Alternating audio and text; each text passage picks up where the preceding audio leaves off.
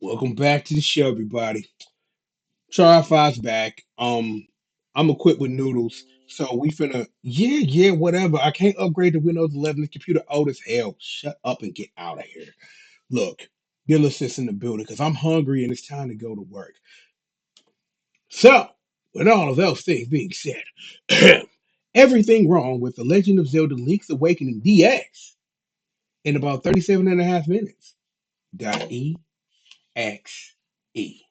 This video is sponsored by Rocket Money. If you know me, you know I love me a good spreadsheet. It's a great way to keep things organized and legible at a glance, and though I have put some together for the sake of budgeting, there are always going to be recurring payments that you've straight up forgotten about. You look at your bank statement and wonder if you really spent that much money this month, only to find out that you've still been paying for that app you haven't used in years, or that service you started a free trial for and never canceled. It all adds up. And that's where Rocket Money comes into play. Rocket Money is an all in one personal finance app that helps you cancel subscriptions, lower bills, and manage your money more responsibly. One of the best features Rocket Money has is identifying and listing all your active subscriptions once it's linked to your account, allowing you to cancel any unwanted ones in just a few taps. It also allows you to create customized budgets in seconds, showing you specifically what categories you're spending the most money on. Rocket Money notifies you about upcoming charges or when your balance is low to help avoid overdraft fees and late fees as well. And when using its premium features, Rocket Money has helped its individual customers save up to $740 a year and collectively over $880 million in canceled subscriptions.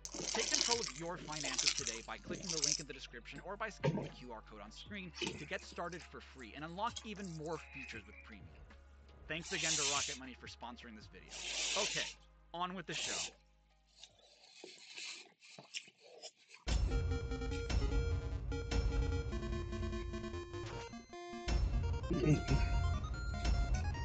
Zelda? No, my name's Marin. Well, Charlie, you finally snapped out of it. Name's Tarin. Marin and Terran? Pretty sure that's a Shin Megami Tensei thing. Wow, this looks pretty heavy. You won't be able to lift it with just your bare hands. Get ready to read that 2,000 more times. Okay, that's just a chain chomp. In fact, it's even more of a chain chomp than the one we saw in the last game. Makeup, jewels, dresses, I want it all! You can talk. Why can you talk? You're like the one chain chomp across both Mario and Zelda that I've ever seen speak before. My Bow Wow is so proud of his fine fur coat. Fur coat? Chain chomps are big metal balls. They don't have fur. Right? Because if they do, that changes my entire outlook on them. Yes! It's the Bucket Mouse!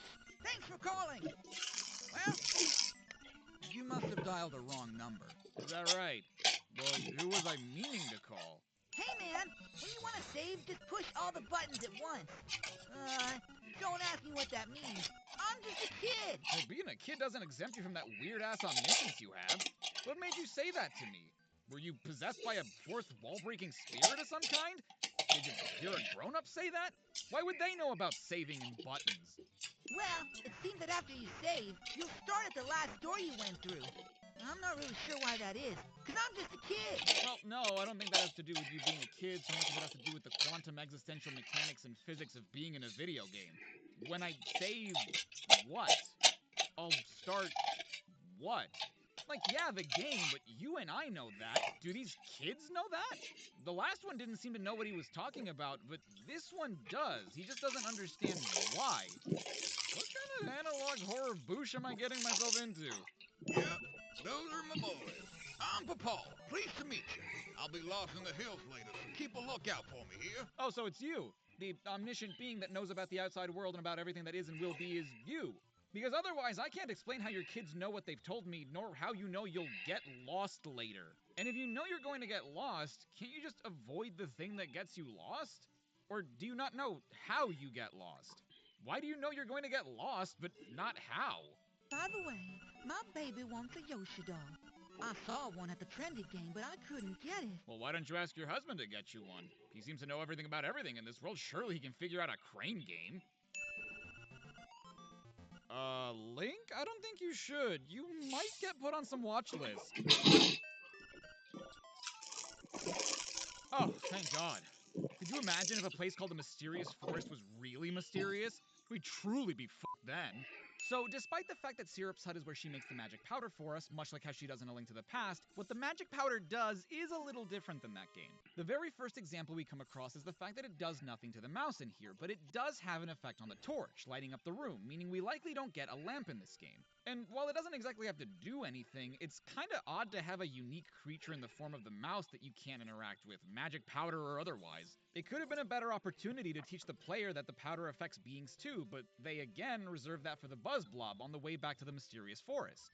This screen perfectly illustrates one of my biggest grievances with this game, which is that for some reason they didn't think to include a check for when certain pop-up text boxes appear. For example, I've already collected a piece of power during my first visit here, so I already know what it does.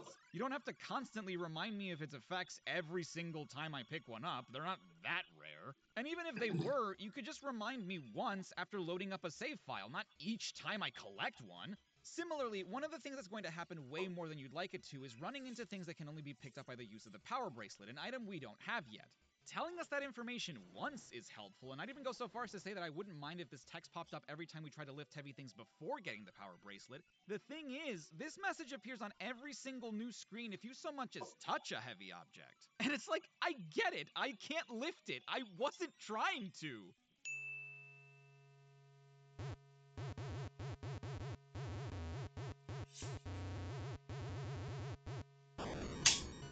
The last thing I can remember was biting into a big and juicy toadstool.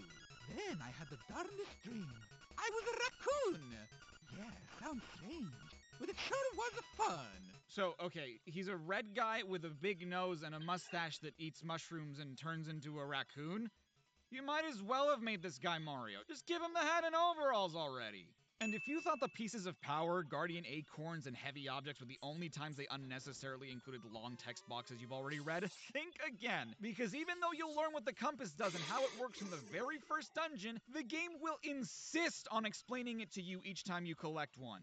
Naturally, it also happens with small keys, and while the text box isn't as long as many others, you really don't have to tell me what this does each time I find one. It's a key! There aren't many things it can do! Bit of a small one, but I kinda wish the three of a kinds would just reset if the first two don't match. Like, why make me hit the third one at that point? This owl pretty much says the exact same thing that the one in the room where we got its beak does, and I don't get why have this information in both rooms. If you'd kept it in the room where I got the beak, I doubt I would have forgotten the hint, but if you kept just this one, I doubt I would have forgotten what the beak itself does. Alright, that's just a fucking Goomba.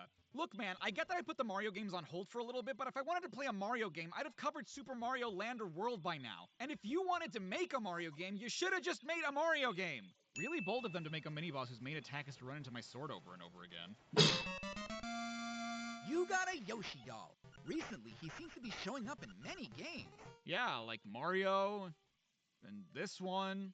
The guy you need to talk to do the fishing minigame will explain how fishing works every time you catch a fish. Like, my guy, I don't need a primer. I just did this! Oh, it's a big one. And it has a piece of heart, too. You got a 20 rupee prize on top of that. Try again? You have to have more passion. Live a little. Dude, there are no more fish in this pond. I'm not giving you 10 rupees just to cast a lure. And by the way, obviously the piece of heart is the main reason you even do this minigame, but if you were to catch every fish in the pond, you'd only walk away with a net positive of 5 rupees. That's it.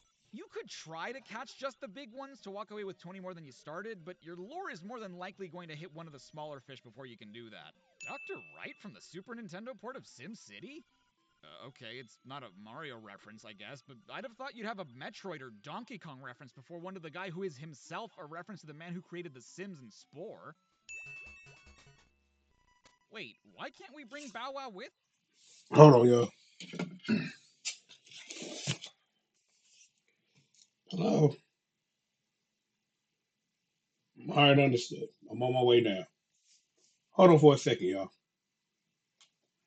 Jump cut. The baby just got out of gymnastics. How were gymnastics, girls? Yeah, I know you don't like it, Ari, but that's just what the autumn activity is. So I'm like meeting new people and gymnastics and things.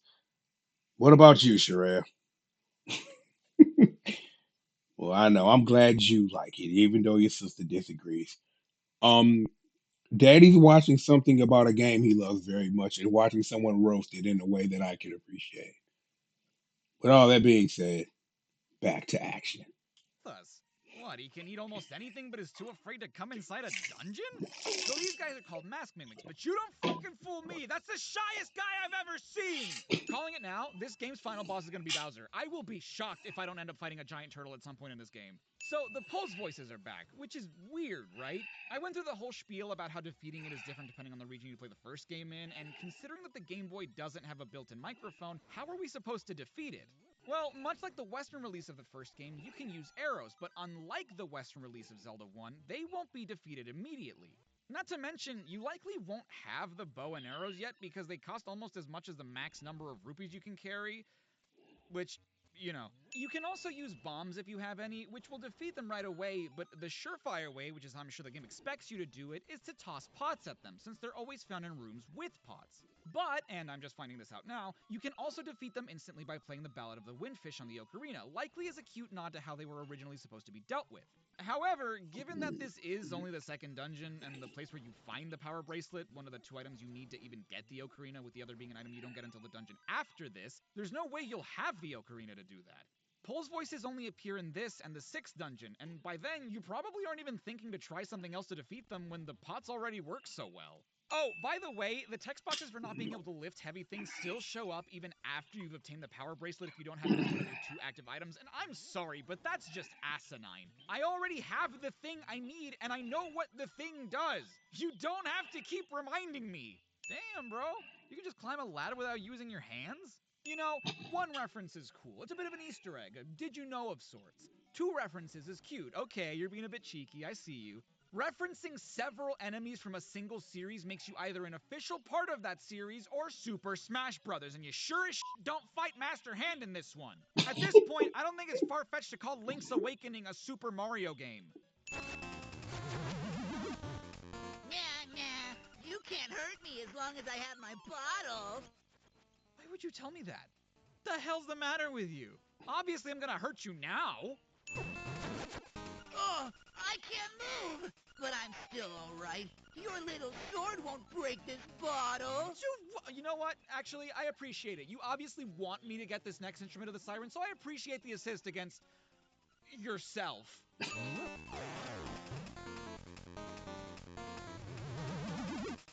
nah. You can't hurt me as long as I have my bottle. I know! For fuck's sake, dude. You don't have to remind me of how to hurt you after every time I successfully hurt you. Ah!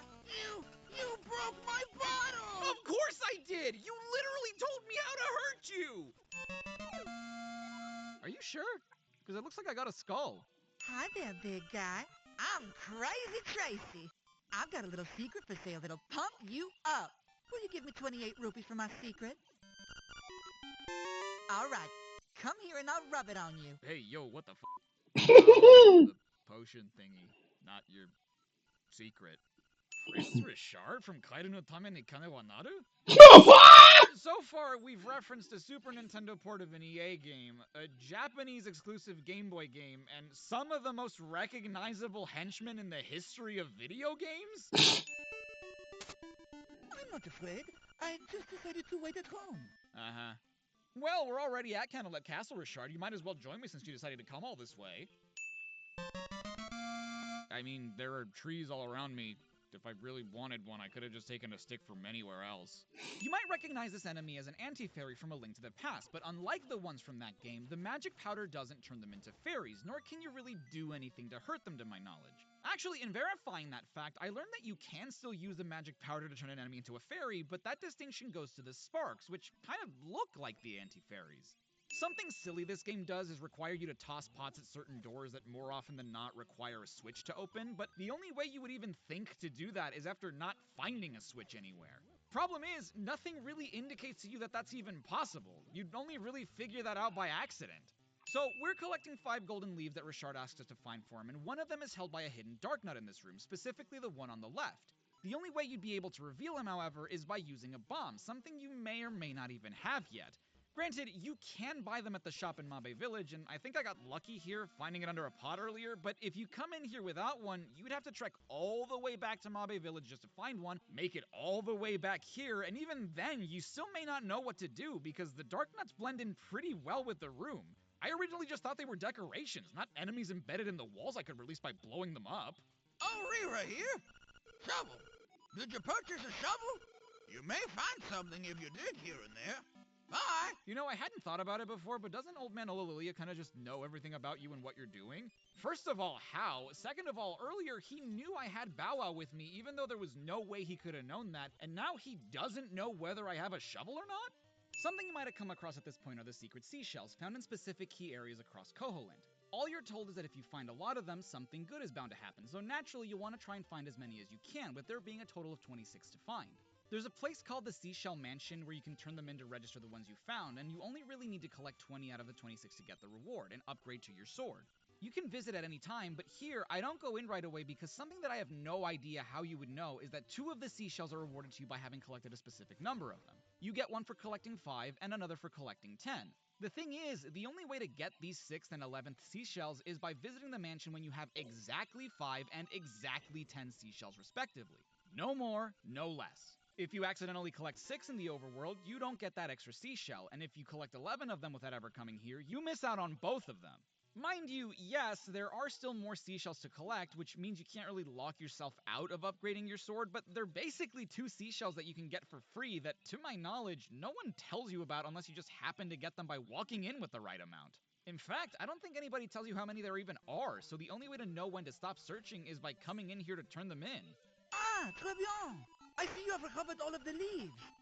Now move this box and you will find your reward. Yeah, I've watched enough true crime to know that if someone asks you to go down to their basement by yourself, especially a guy that got kicked out of his own castle and sent me to find some arbitrary leaves and lives with frogs, it's probably not a good idea. Oh, cool, you have a skeleton down here. I'm so Ugh, these things, the parods, teleport away from you when you get close to them, and catching them isn't the worst thing in the world, but it's so annoying because of how easy it is to miss them.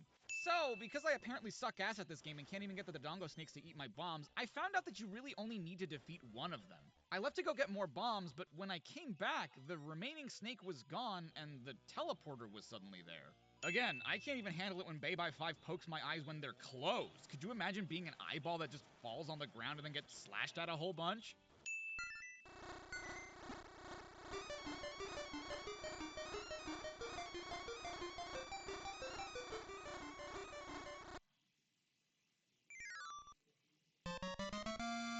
The stick became the honeycomb.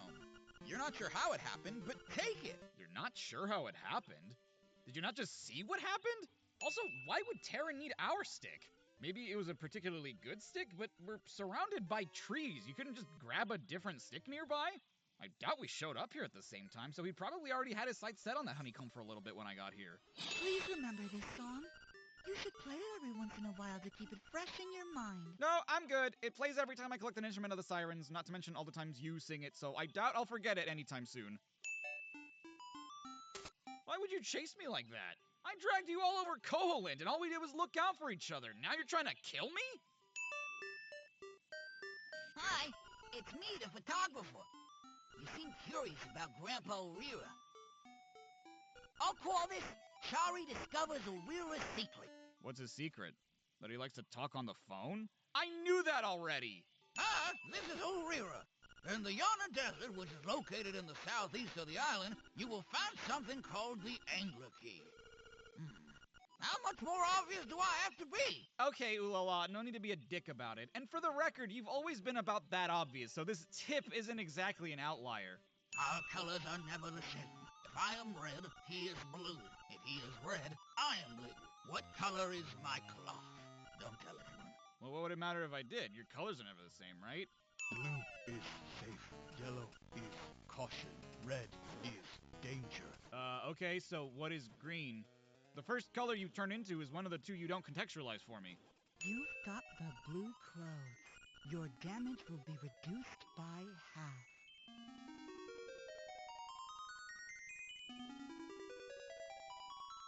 I will now take you out. Like on a date? Or kill me? I Damn. know what you're saying, but you could have phrased that better. You don't know the proper etiquette when dealing with a lady, do you? You should have brought flowers or something. Then I might be more inclined to talk with you. First of all, I had no idea you were in here when I walked in. Second of all, if I had to give a lady a present every time I talked to her, I'd be too broke to ever see my wife again. Hi-ho! Hey, yo, I just got here. You don't gotta call me that. We don't know each other like that. You got Marin.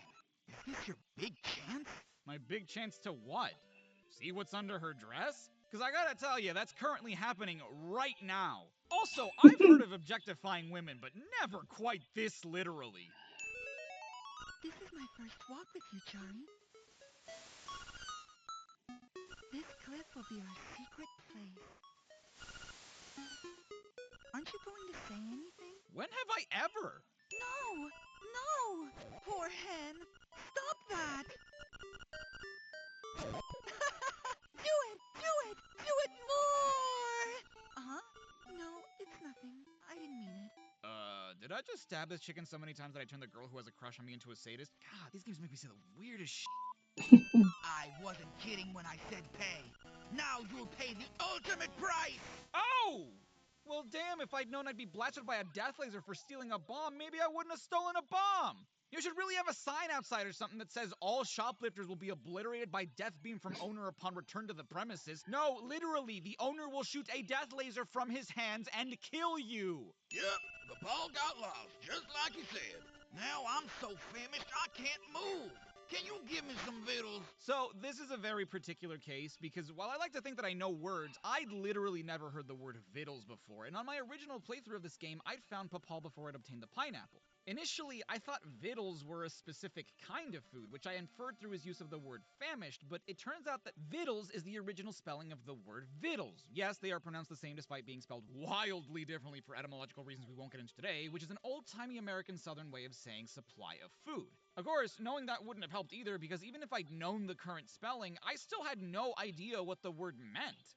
Fortunately, people in my chat knew, otherwise I would have come across the pineapple and been like, well, I wonder who I give this to. Definitely not that dumbass who's lost on the mountain. He wants vittles, whatever the f those are. And I mean, can you blame me? I never watched cowboy stuff growing up, and most sources agree that the word is archaic, meaning it's not commonly used in present-day parlance. It's usually only used to evoke the feeling of antiquity, to suggest someone is older or from a certain region. So yeah, in a way it's kind of on me for not knowing the word, but it's also kind of on you, because no one uses that word anymore.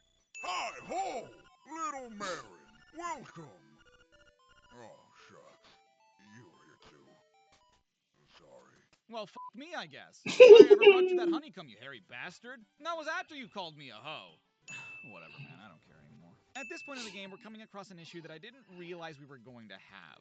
During the early game, you don't feel it as much because you don't have many options, but now I'm finding myself constantly switching my items, and that's fine. Every Zelda game so far makes you do that. But I think that it's because, coming off the heels of A Link to the Past, I'm so used to how it worked in that game. You bring up the submenu, you navigate to the item you want, and you close the submenu.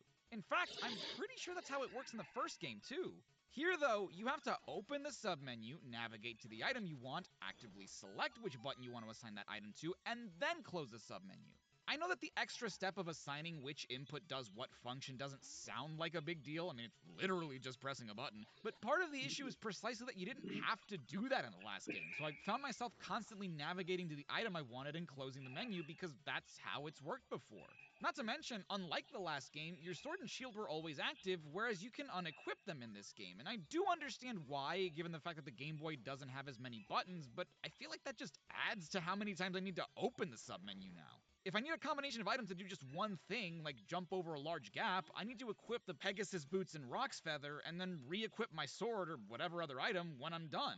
Oh, f*** off! You couldn't design your own fiche? You had to take that from Mario 2? This has to be one of the easiest bosses in Zelda history. You kind of just float there, slash, and you win. All this guy does is bob up and down until you hit him again. This is O'Reara. Now you're being haunted by a ghost? Well, how about taking him where he wants to go? I would if he told me! You know, for a game that loves to repeat its text boxes, I have no idea how you're meant to trigger the ghost's dialogue. I did 3 of the trade quest exchanges, got 1 of the Mad Batter upgrades, and was about to collect a secret seashell just a couple of screens away from his house before he ever opened his mouth. There were a couple of times where I was just standing there waiting for him to say something, but nothing.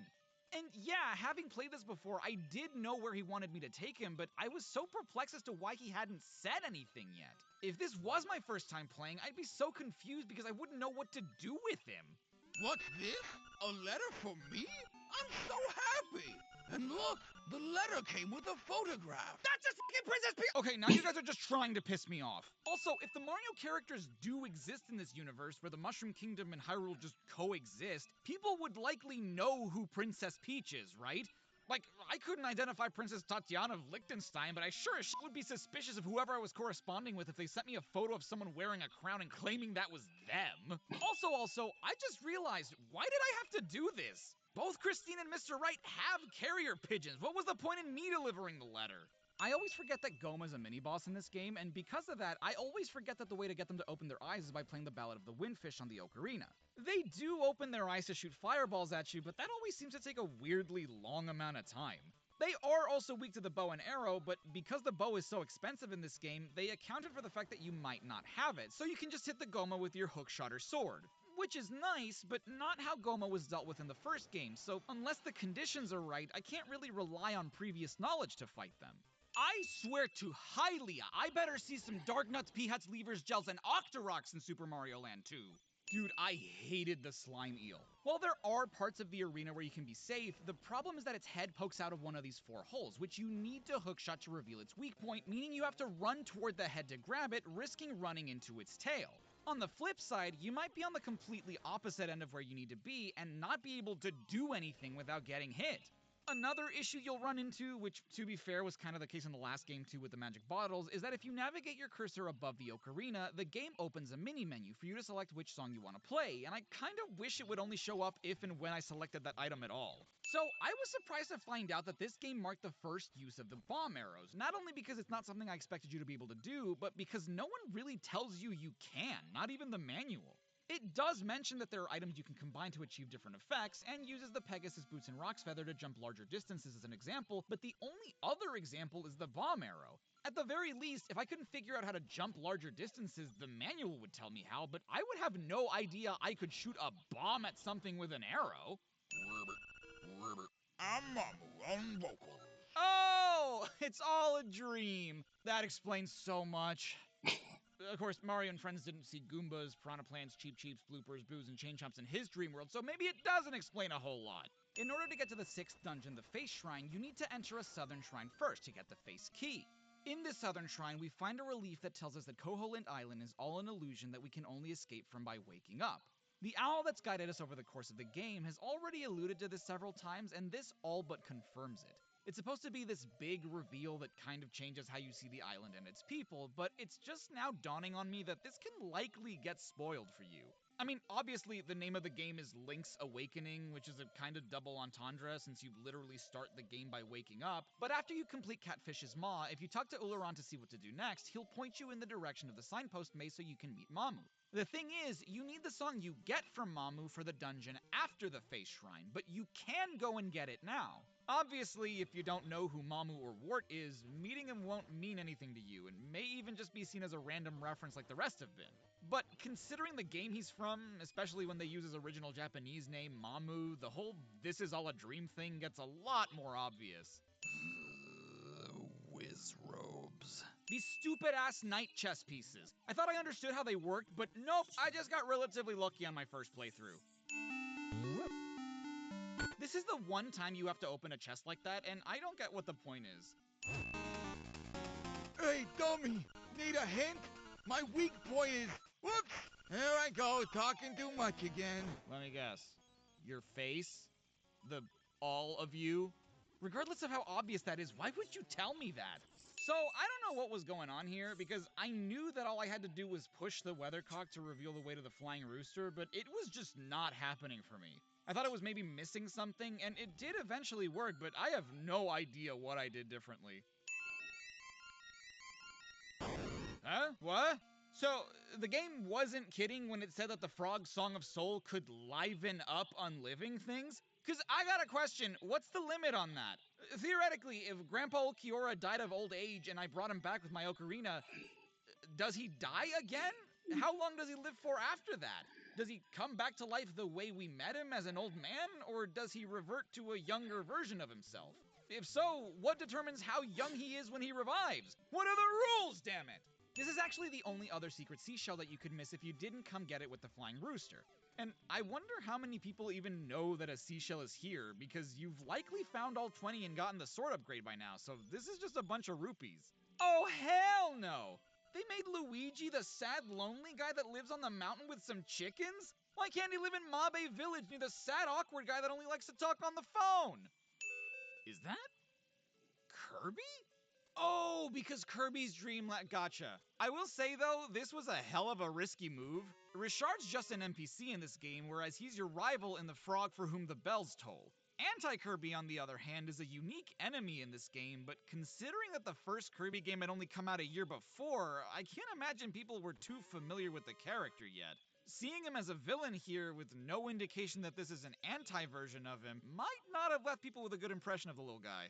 Also, this dungeon. Eagle's Tower is enormous. There are like 4 different floors, each with a bunch of different rooms, 46 screens in all, not counting the rooms that change each time you knock down a pillar. And navigating where you need to go after any little thing you do requires so much back and forth when you don't know what you're doing. Hey, Runt! You think you can take me? Alright, boys, get this punk out of my face!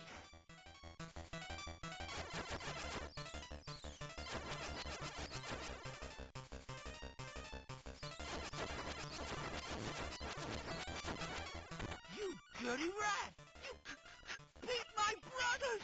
You'll pay! Dude, you sent tiny-ass battle bats to fight me. To some degree, you had to know they'd die, right? Like, take some responsibility.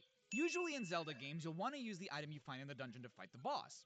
Not always, of course. I mean, we beat Facade with just bombs, even though the face shrine is where we find the upgrade to the power bracelet. And in Eagle's Tower, we find another upgrade, the mirror shield. Considering they're both upgrades to things we already had, it makes sense that we wouldn't necessarily need those items, right? I mean, hell, aside from the early game and a couple of spinies you find in some of the dungeons, don't think I didn't recognize you, you were just generic enough that I thought you may have been an enemy unique to this game, I've never really used the shield, so why would I think that in order to prevent the evil eagle from blowing me off the platform, thus resetting its health, I'd need to block the wind with the mirror shield? The mirror shield is typically used to protect myself from something hitting me, not something pushing me. I figured using the Pegasus boots made more sense since I'd be running faster than the wind could blow me, but I guess I'm a silly bitch for applying Sonic the Hedgehog logic to a Zelda game. Hey, this represents your adventures perfectly. I'll call this one Close Call. I'm too close. I should back up. Well, at least that was the last photo I needed to take. Glad he was able to snap it before he died. Okay, this is not what I meant, and I'm honestly shocked that they made the turtle look less like Bowser and more like an alligator. Turtle Rock is such a drag too, and it mostly has to do with this room. If you leave the screen through the path you create, you have to commit to that decision because the room gets reset once you change screens. And if you accidentally create a path that leads you down somewhere you've already been, you have no choice but to cycle around until you can try another path.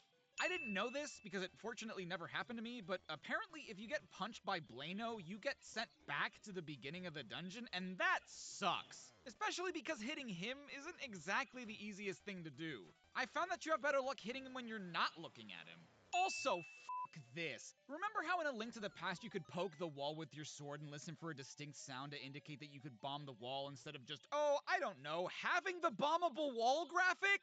I've already run into a couple of instances where that's happened in the game, but most of them led to pieces of heart, which aren't technically required to beat this game. That's why I haven't brought it up. But here, you need to do that to find the room with the crystal switch, and it's tough to just say, oh, well, it would have been obvious if you just looked at the map, when taking the underground passageways lead me to completely separate parts of the map that would otherwise appear to be connected to this room, which I would only be able to confirm once I find the room. Where have I heard that one before? And when talking about the cracked walls that were just there for the aesthetics, something I didn't really bring up in A Link to the Past, which some of you guys did, was precisely this wall poking mechanic. I knew about it, but I didn't bring it up because we're basically running into the Zelda 1 problem again, just on a smaller scale. If some walls with cracks can't be bombed, I can just check by poking it, yes, but what about walls that don't have cracks and can be bombed? Sure, I can poke it to hear the distinct sound, but am I gonna do that for every single wall tile in these games? I don't mind it too much if it's hiding something that's optional or if there's a clear, hey stupid, follow the arrow or the red tiled floor, but when it's what you have to do to progress and there's next to no indication that that's what you're expected to do, I don't really feel accomplished for having found it. I just feel more frustrated that I walked past it so many times. You've got the magic rod. Now you can burn things. Burn it! Burn, baby, burn! Suddenly Disco Inferno. Speaking of the magic rod, this is some bullshit too. Look, I've heard of fighting fire with fire, but you wouldn't literally shoot a fireball into a giant flame. What the sense does that make? Hothead pops in and out of lava just fine, but is hurt by my fire for some reason? I mean, I guess if I was in a pool and got hit with water from a power washer, I'd hurt pretty bad too. But I'm not composed entirely out of water. Dude, you're asking me when we started to live on this island? What do you mean by when? Whoa! The concept just makes my head hurt. Like, the concept of the word when? Look, I know you're just a kid, but surely you can understand the concept of at what point in time. Also, just to clarify, I know that's not what he means. It's called a goof, a gaff, a funny. Whoa, you took a photo of me when I stole something from the shop?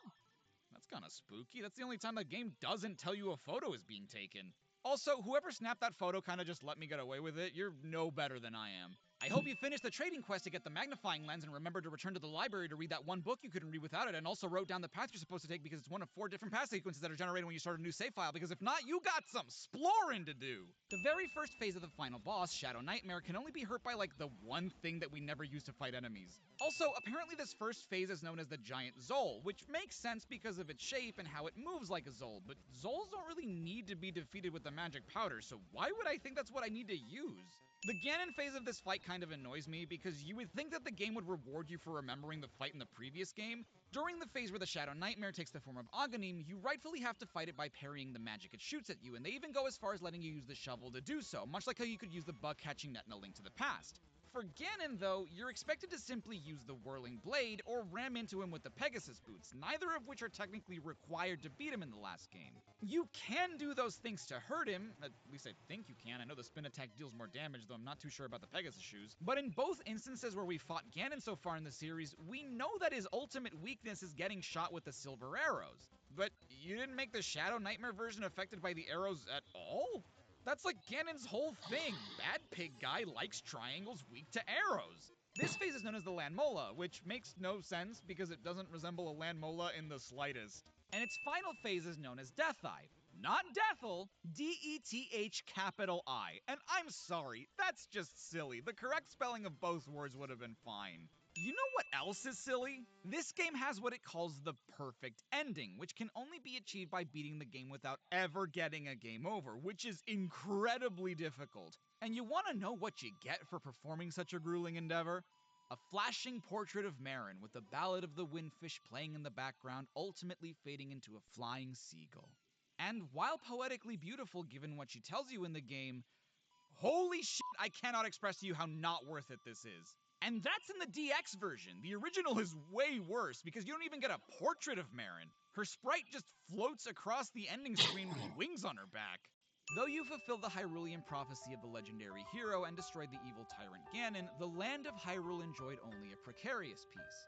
Who knows what threats may arise from Ganon's ashes, the restless people murmured as they knitted their brows and shook their heads. Well, damn, dude, I thought you'd be a little happier that I restored the kingdom back to its former glory by defeating the Prince of Darkness. I get it, we should always be weary of what's to come, but Ganon was like the one problem we had to deal with. Would you rather I not have done that, because then you at least know what to expect?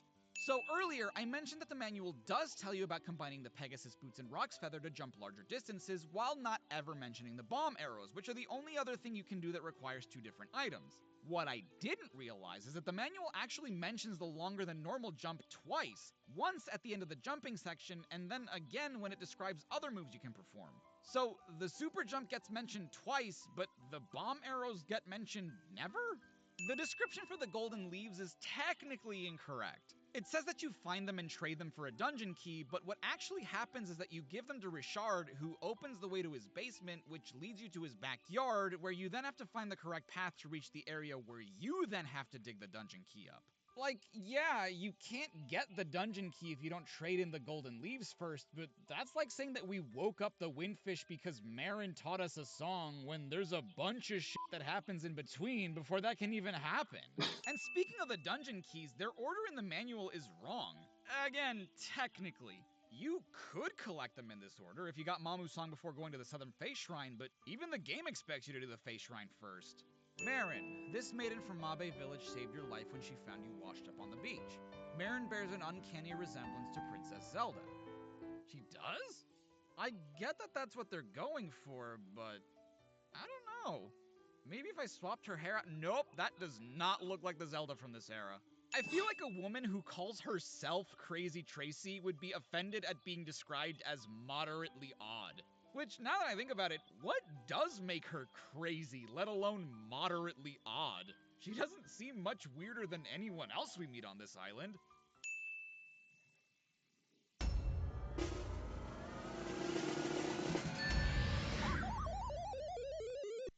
Hey everyone, Charai5 here. Thanks so much for watching my CinemaSins pastiche of everything wrong with The Legend of Zelda Link's Awakening. This was a really close second for me in terms of the Zelda games I played so far. I think it's a lot better than A Link to the Past was in terms of charm. I think the game is very well written, particularly given the limitations of the Game Boy when compared to the Super Nintendo. I love the characters, I love Koholint Island compared to Hyrule in the last game, and the only time it sort of loses me is near the end, where some of the dungeons do get pretty big and kind of tricky to navigate. I found myself enjoying A Link to the Past, I think, more consistently throughout, whereas Link's Awakening starts off really strong in terms of both its design, its charm. Like I said, I love the characters. But then, as the story and as the game goes on, you don't really talk to those characters much anymore, and you're just playing through the dungeons that have just gotten more, difficult and bigger and tricky to navigate. Overall, I still love it. I think it's a great Zelda game. Question of the video: who is your favorite NPC in this game? It's not like there's a whole lot of them to choose from. There's not a plethora of them or anything, but there are definitely enough to the point that I think that everybody can choose a favorite. And obviously, Marin's an easy pick because she's kind, she's goofy, she's got so much personality. I love Marin, but I think a really close second for me are Papal's kids. I just think it's so funny that they have to follow everything up by reminding us that they're just kids. Like, what do they know? Disregard what they ask. They're just kids. I don't know what I'm talking about. I'm just a kid. On screen, you are seeing the names of the wonderful patrons and channel members who decide to contribute financially to this channel every month. And if you'd like to see your name and profile picture alongside theirs, you can do so by following the link in the description or by hitting the join button underneath this video. But of course, free things like liking, commenting, subscribing, and sharing this video with people you think might enjoy it also helps out a ton. Make sure to check out CinemaSins, whose format I pastiche. Um, when I think back, something that's happened kind of recently, I've heard a lot of people say that they used to watch me, and it's something that it doesn't upset me or anything. It kind of gets to me because I'm like, oh man, I have been doing this for a while. Um, but it's that, like, I used to watch you, and I do wonder, like, how many of those people go back and watch my older stuff, or like whatever stuff that they've missed in the time since they used to watch me. Um, but I think that if that happens to be your case, like if this is the first video of mine you've seen in a long time, I encourage you to go back and watch some of the stuff that I've made in during the time that you haven't been here. Because I feel like my more recent stuff is way better than the stuff that I did at the beginning. I think the format is just so much better. A lot of people seems to be the consensus, but I don't know. I would encourage you to, especially if you know someone who used to watch me, tell them that I still make things and that it's better now. Anyway, thank you again so much for watching, and until next time, stay safe and stay awesome. This is Charai5, signing off. And that will be that. Please bring it back to me. Ladies, did you learn anything special? Fine. Look, you know what? Before we get out of here, I will tell you kids something, and you kids at home too. I should have played The Legend of Zelda Link's Awakening long ago. It is one of the most important games in my history, and when we get to that, we'll talk about it. So I promise, girls, you'll learn to know a lot more about this game than someone past teaching it. So how about that? Regardless of that, plenty more show for you, amazing, awesome, and beautiful entities. You know who it is. I'm your Uncle Triple. This is Ari. This is Sheree. We are Team GRF TV, baby. Look, me, one on triple the G.O.D. Your Uncle Triple. Chemo Suave. Chemo V2. Baby. Infinite to the 62,784th power. The dream, the nightmare, the reality, the everything. MLK, baby. Here, more Lordship King, you like 627th of my name, baby. Look, we've got plenty more show for all of you. And we've got it right after these commercial messages. Ha, ha, ha, ha, ha, ha, ha. But seriously, more Team GRF TV, more us, more show right after this.